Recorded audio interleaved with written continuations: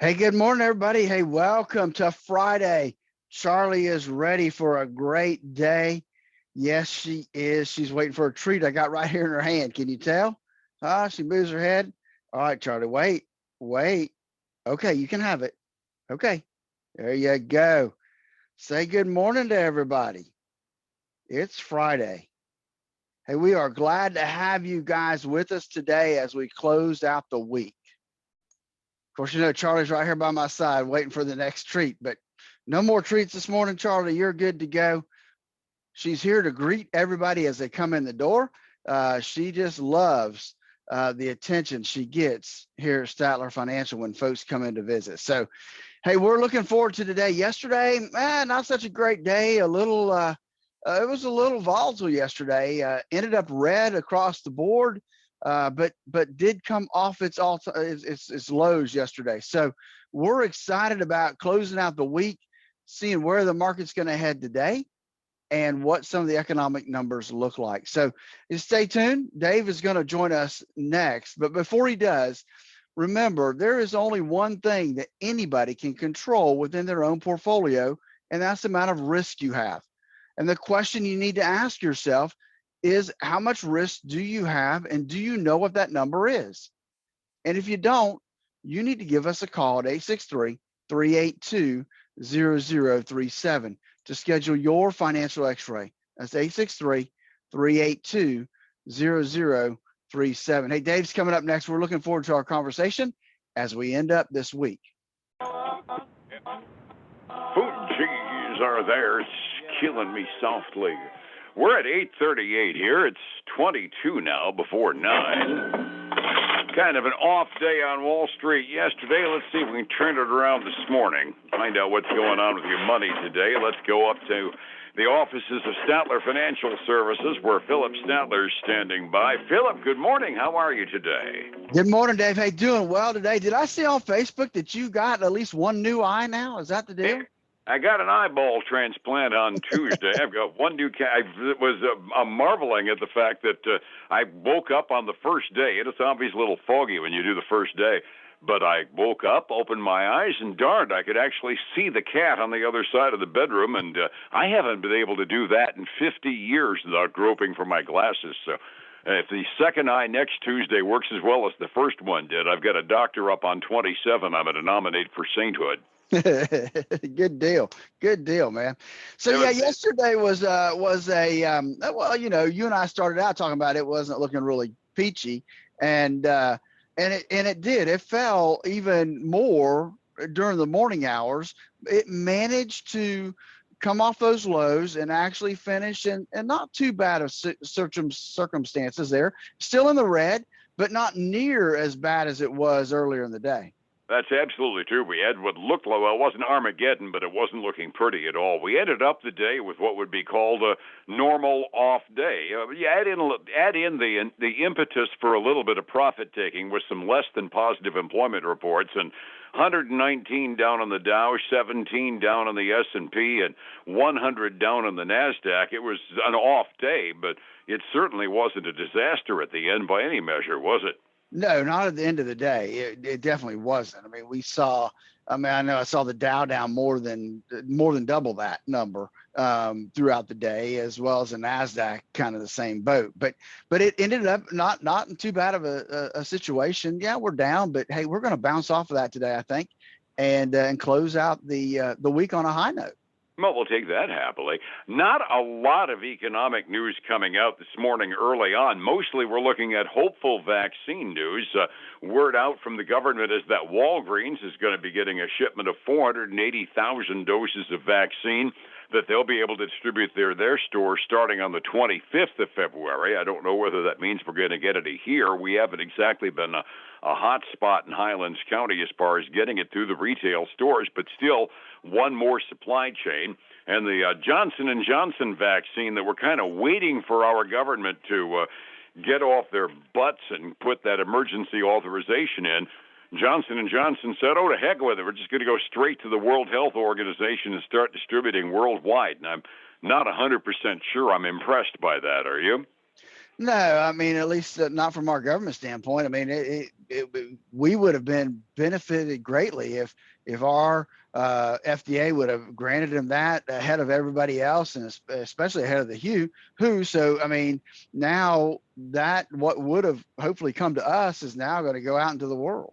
Absolutely. And the one-shot deal, no, it doesn't have the 95% effectiveness that the Moderna and the Pfizer do, but that 66, 67% number that they are touting, that's at or above what the flu vaccine gives us every year. And I mean, they inject that by the truckload every year. So just because it's not as flawless as the other two varieties doesn't mean it's still not a good vaccine. And it's definitely worthy of consideration, especially since it's a different formulation for people that are worried about the RMDA, whatever the heck it is, formulation for the other two.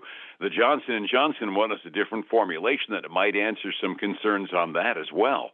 That's true. And that's what I've been saying about AstraZeneca too. I mean, they haven't applied here yet, but same thing with them. Their formulation is different than the other two.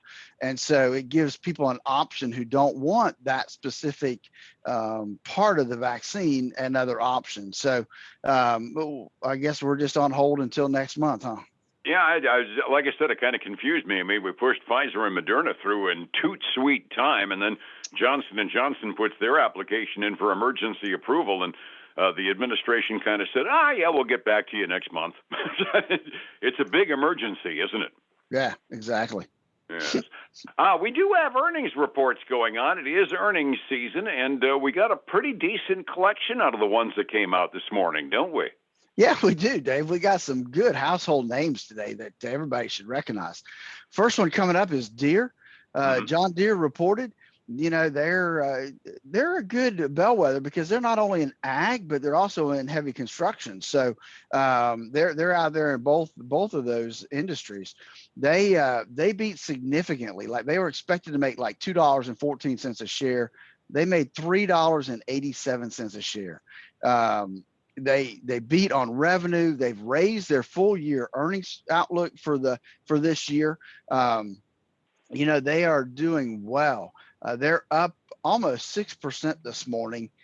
And it's hard for me to believe that's a $317 stock now. I can remember when that stock traded at $80 a share. Yep, it was a nice little company back many years ago. Now it's an absolute behemoth, $316 a share, and it is always good seeing Deere. As you say, it's a good bellwether as to what the optimism is in the agriculture industry and our breadbasket and construction as well. So that's all good news all the way around. It really is. And so the next one I have for you today is Roku. Roku was one of the first ones to come out with the streaming services. They were expected to lose 6 cents a share. They actually turned it around and made 49 cents a share. Revenue beat forecast as well. They saw a 58% surge in consumer consuming their information. So some good stuff happening there. As we look at their forecast, they're a high price stock too. They're trading up almost 1.5% this morning.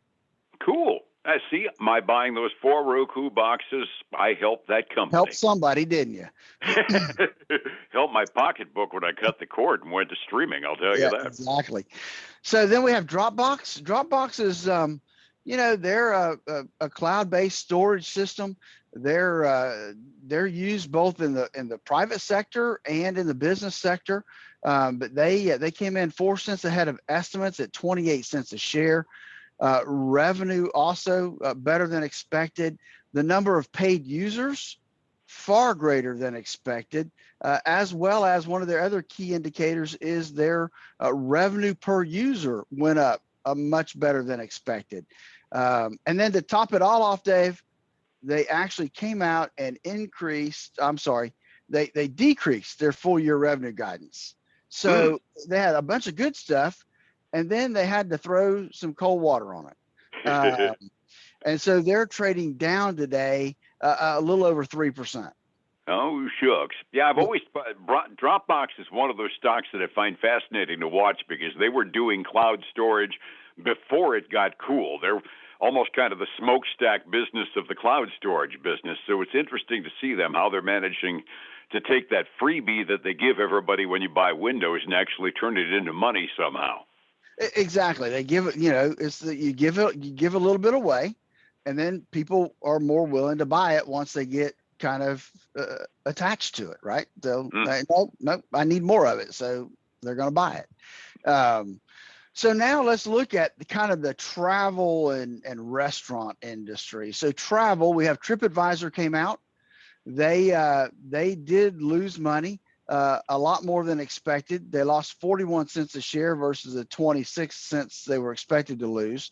Revenue did beat estimates, but obviously demand has fallen. They expect demand to increase as the vaccine development leads to some improvements this year. So, but again, they're getting beat up this morning because of that whole COVID deal. They're down 1.5%. Then we got Roadhouse, Texas Roadhouse. Yeah. The restaurant business, kind of the same deal. They only made 28 cents a share. They were expected to make 49. Revenue, though, did miss. And they've had to close some locations, which isn't helping them either. They're down a little over 4%. And then let's close with this one, Dave. The hot thing at the beginning of every year is what? Lose weight and exercise, right? So we have Planet Fitness. Planet Fitness, they missed by 5 cents a share. Revenue also came in a little shy of estimates. Their same location sales fell more than expected. So they kind of missed all the way around. Their New Year's resolutions weren't working out real well this year. So they're down about almost 2.75% this morning. I'm actually surprised that it was that good, everything being relative, given how much the virus has scared people out of the gyms and what would be a good business. As you say, lifestyle-wise, it's the right time of the year, but it's kind of hard to get people to go into a gym these days, and a lot of the fear really isn't well-founded, but it's scared people enough to the point where that with restaurants have been really under pressure, haven't they? Yeah, they have. That was another industry that was highly affected especially when they started closing stuff down across the country. It got closed down with the restaurants and the bars and that type of thing. So, but that was back last year, and a lot of states have allowed them to open back up. But it doesn't the perception, right? It still doesn't help the perception of what's there. That's the thing, the public perception. Resetting the table, off day yesterday on the three major indexes. You kind of alluded to it. The little optimism's coming back this morning, Phillip. 45 minutes before we open, what are we doing so far? Hey, we're looking pretty green today. We're going to get back, I think, most of what we lost yesterday, plus some. We've got the S&P 500 up 0.5%. The Dow 30's up 0.33%. The NASDAQ's up not quite 0.7.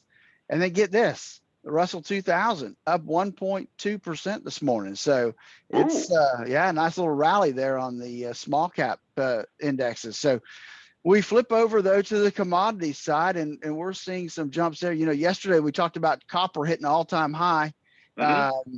It's up another 3% this morning, followed by silver up about 1.5%. Gold, not so lucky.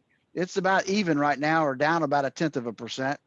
And then crude oil, I'm excited because yesterday I paid almost $2.60 a gallon for gas yesterday. But we're seeing crude oil down 1.7% to $59.47 a barrel. Kind of like you and I have said, we can both look at it and smile as long as it stays under 250. But at 250, we start complaining, right? That's right. Yeah, but 250, I can handle that. It gets over that, it gets a little expensive. Yeah, that number seems to be under $60 a barrel. Keeps us under 250. So I'll stick with that happily. Overseas markets, by and large, the Asian rim for the most part was up at the close this morning, not by a lot.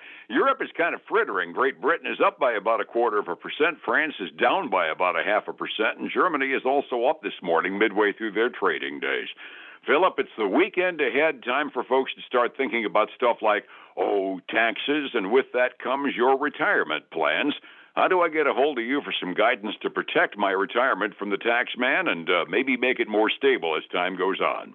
You're right, Dave. Then give us a call at 863-382-0037. Taxes are important right now because they're so low. Make sure that that's part of your retirement planning process, is to determine what you need to be doing about taxes going forward. Again, my number is 863-382-0037.